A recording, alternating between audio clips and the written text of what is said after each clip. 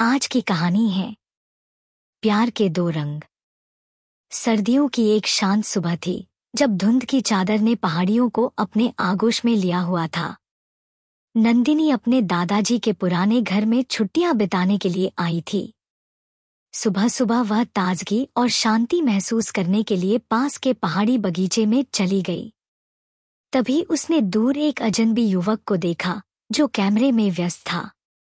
उसकी नजरें उस दृश्य को कैद करने में इतनी मग्न थी कि उसे आसपास का ख्याल ही नहीं था। वह युवक एक अच्छा फोटोग्राफर लग रहा था जिसने इस शांत वातावरण को खूबसूरती से महसूस किया था। वह जैसे जैसे पास आई उसकी दिलचस्पी उस युवक में बढ़ने लगी। नंदिनी उसे देखकर मुस्कुराई, लेकिन आरव अपने काम में इतना डूबा हुआ था कि उसे इसका एहसास नहीं हुआ। तभी अचानक उसकी नजर नंदिनी पर पड़ी जो चुपचाप उसे देख रही थी। उनकी आंखें एक दूसरे से मिली और उस पल एक अनकही अनजान सी जुड़ाव महसूस हुआ।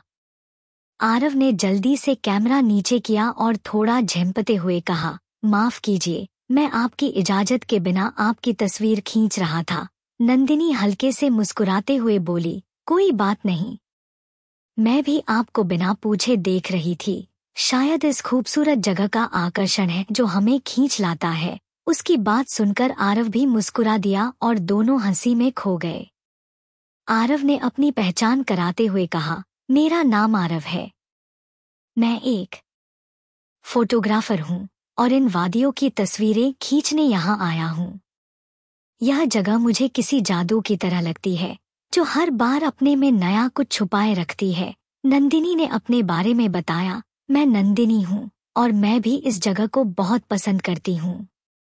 यहाँ आकर मुझे एक सुकून सा महसूस होता है, जैसे कोई पुरानी याद ताज़ा हो रही हो।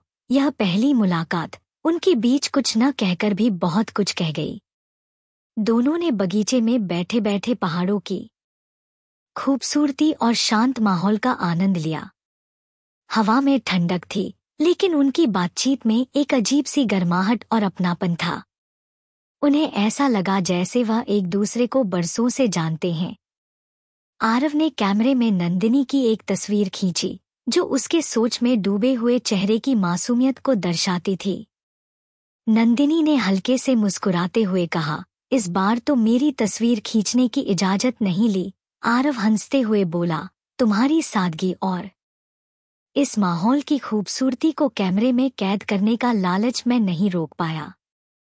क्या यह पहली मुलाकात हमें और मिलने का बहाना नहीं दे सकती? नंदिनी मुस्कुरा दी और सहमति में सिर हिलाया। उनके बीच का यह जादू भरी पहली नज़र का एहसास एक नई शुरुआत की ओर संकेत कर रहा था। यह पहली मुलाकात सिर्फ एक अजनबी से मिलना नहीं था, बल्कि यह एक ऐसा संयोग था जो उनकी जिंदगियों को एक नई दिशा देने वाला था। पहली मुलाकात के बाद आरव और नंदिनी की राहें अक्सर उसी बगीचे में टकराने लगी। उनके बीच एक अजीब सी कशिश थी जो दोनों को एक दूसरे की ओर खींचती थी। आरव, जो हमेशा अपने कैमरे के पीछे रहकर तस्वीरों के माध्यम से भावनाएं व्यक्त करता था, अब नंदिनी के साथ बैठकर उन तस्वीरों को शब्दों में ढालने लगा। नंदिनी की कहानियों में गहराई थी और आरव को उसकी बातों में एक अलग ही जादू महसूस होता था। एक दिन पहाड़ियों पर चलते हुए आरव ने नंदिनी से पूछा, क्या तुम्हें कभी ऐसा महसूस हुआ है कि कोई अनजान व्यक्ति भी तुम्हारे दिल की बात समझ सकता है? नंदिनी थोड़ी सोच में पड़ गई और फिर मुस्कुराते हुए बोली, शायद हाँ। तुमने कभी ऐसा सोचा है कि कुछ लोग हमारी जिंदगी में आते ही हैं, हमें हमारी खुद की खोज में मदद करने के लिए? आरव उसकी बातों में खो सा गया। उसे ऐसा लगने लगा कि नंदिनी उसकी जिंदगी का एक हिस्सा बनती जा रही है जो उसे खुद को समझने में मदद कर रही थी। उन दोनों का समय एक दूसरे के साथ बीतना अब एक रूटीन सा बन गया था। बगीचे की शांत फिजा में बैठकर वह चाय की चुस्कियों के साथ जीवन के गहरे पहलुओं पर चर्चा करते, हंसते और कभी-कभी बस खामोश होकर एक दूसरे के साथ मौजूद रहकर वक्त को महसूस करते। आरव को नंदिनी का लेखन बेहद पसंद था। एक शाम उसने अपने कैमरे से खींची एक तस्वीर नंदिनी को दिखाई। जिसमें बगीचे का एक सुनसान कोना था।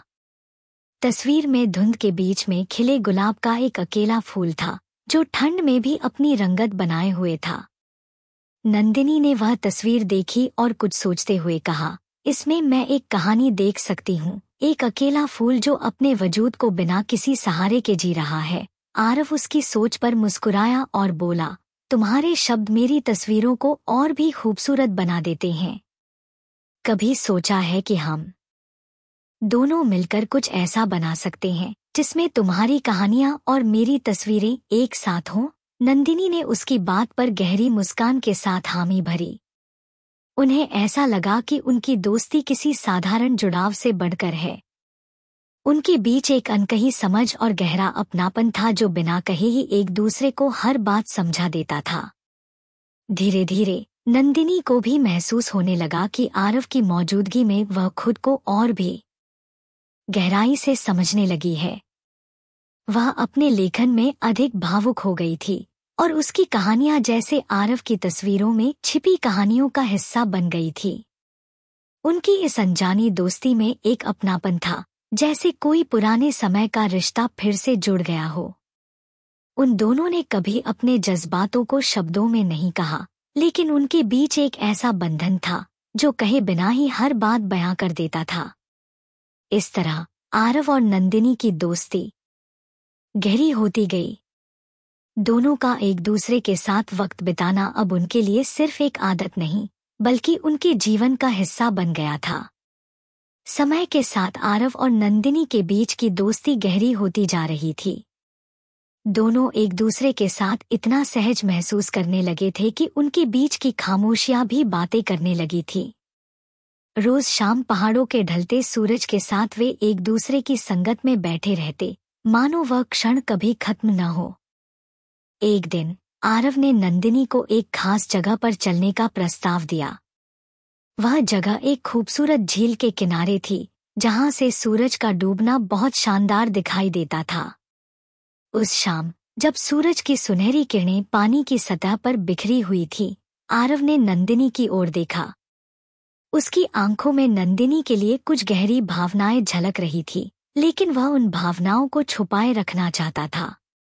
आरव ने हल्के से कहा, नंदिनी, तुम्हारे साथ बिताए ये पल मेरे लिए बहुत खास हैं।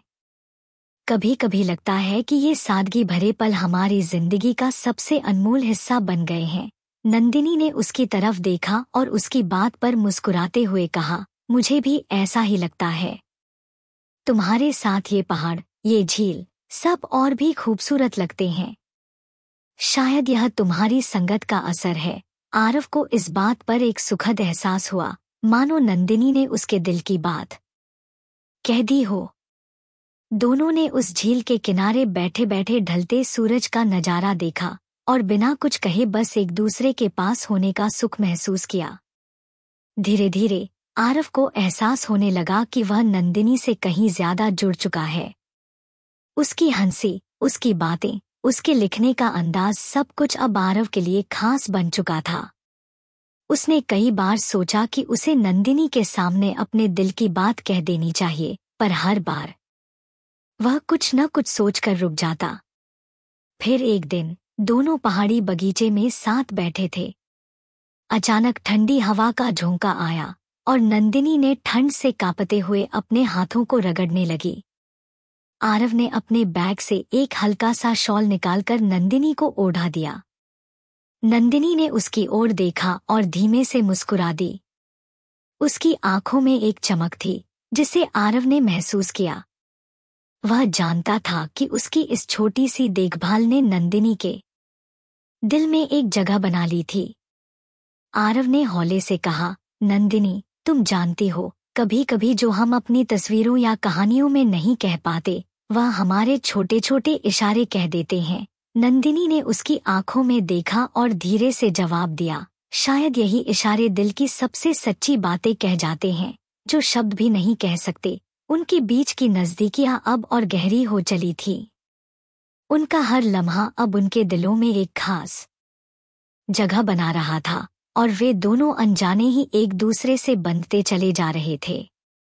नंदिनी के दिल में भी अब आरव के लिए एक खास जगह बन चुकी थी, लेकिन इस अनकहे रिश्ते को समझने के लिए वह खुद भी समय चाहती थी।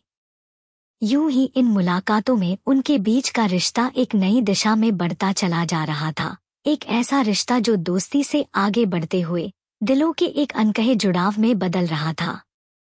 Thank you for watching. Please like, subscribe and share.